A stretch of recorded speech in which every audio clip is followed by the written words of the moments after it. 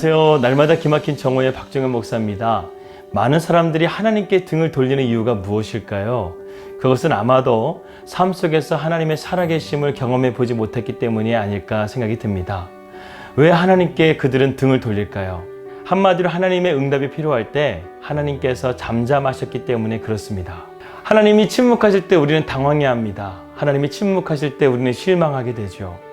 이것이 바로 믿음의 큰 시련이자 시험입니다. 제가 오늘 아침에 다니엘서 말씀을 묵상을 했는데요. 다니엘이 하나님을 믿는다는 그 이유만으로 사자굴에 들어가는 다니엘서 6장 말씀을 묵상을 했습니다. 다니엘이 사자굴에 들어가기 전에 하나님의 살아계심을 드러내었다고 한다면 하나님도 영광받아서 좋고 다니엘도 사자굴에 들어가지 않아서 좋았을 것입니다. 그런데 하나님께서 침묵하셨어요. 다니엘이 사자굴에 들어가셨을 때 다니엘을 시기하고 질투했던 많은 사람들이 얼마나 다니엘을 조롱하고 다니엘이 믿었던 하나님을 우습게 여겼겠습니까? 그러나 하나님의 침묵을 통해서 사자굴에 들어간 다니엘은 그 사자굴에서 하나님의 놀라운 역사를 경험하게 됩니다. 다니엘서 6장 22절 말씀 보게 되면 하나님이 이미 그의 천사를 보내어 사자들의 입을 봉하셨으므로 사자들이 나를 상해하지 못하였사오니 라고 했습니다. 여러분, 하나님이 어디에 계셨습니까? 이미 그 사자굴 안에 하나님이 계셨던 것이었어요. 아무리 절망적인 상황이라 할지라도 하나님께서 우리를 버리지 않으셨다는 것을 다니엘은 사자굴에 들어감을 통해서 깨달았다는 것입니다.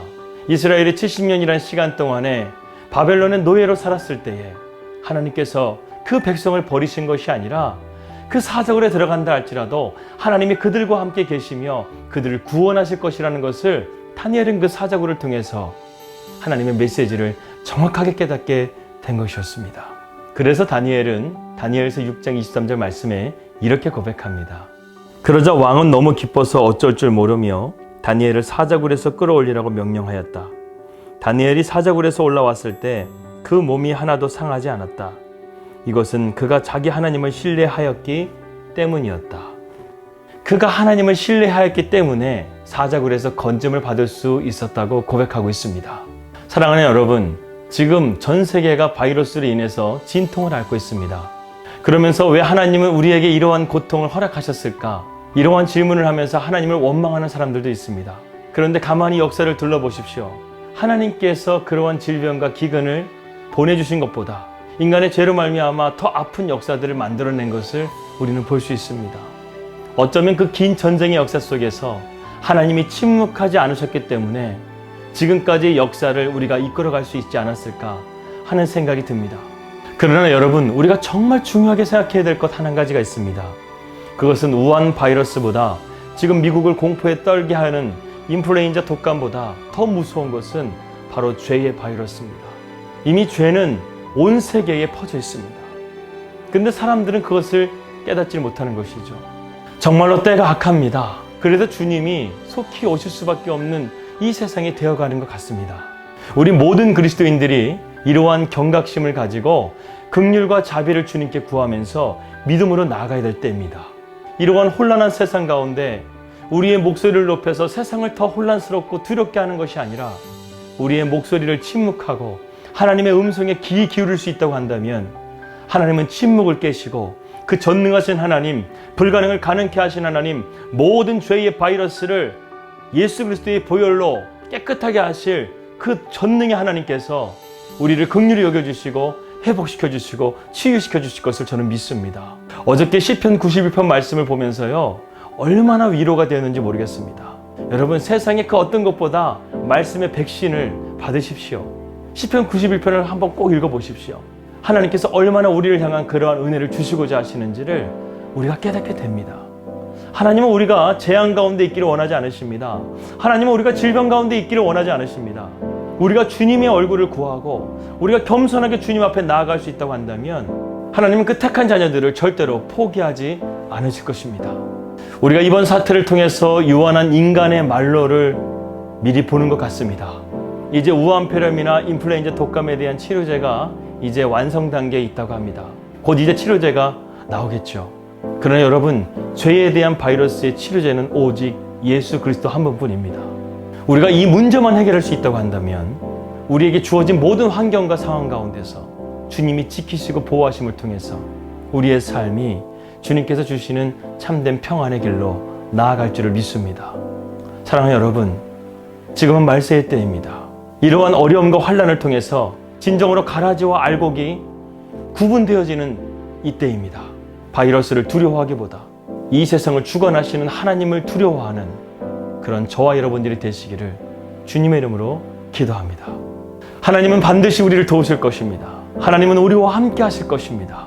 우리 그것을 믿고 믿음으로 함께 주님과 동행하시는 저와 여러분들이 되시기를 바라겠습니다. 오늘의 기도 제목입니다. 이곳 뉴질랜드 땅 가운데 성령의 새바람이 불 수 있도록 기도해 주시길 바라겠습니다. 그리고 저희 가정이 이곳 뉴질랜드 땅 가운데 잘 안착할 수 있도록 모든 환경과 여건 그리고 비자 준비하는 가운데서도 하나님의 섭리하심이 함께할 수 있도록 기도해 주시길 바라겠습니다. 여러분 힘내십시오. 여러분 주님을 더욱더 신뢰하십시오. 그러한 우리 날마다 기막힌 정보 식구들이 되시기를 계속해서 기도하겠습니다. 저는 내일 한국에서 뵙도록 하겠습니다. 우리 믿음으로 승리합시다. 할렐루야.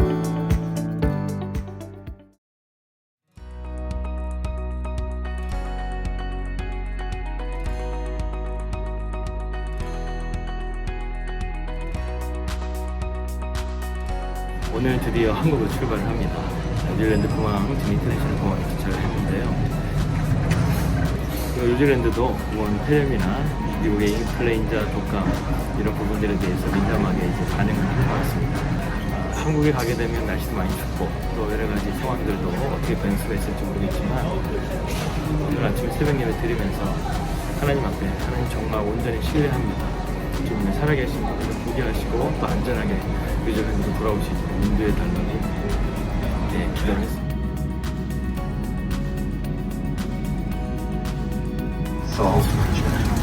Apologize for late patch. The Seacrest was.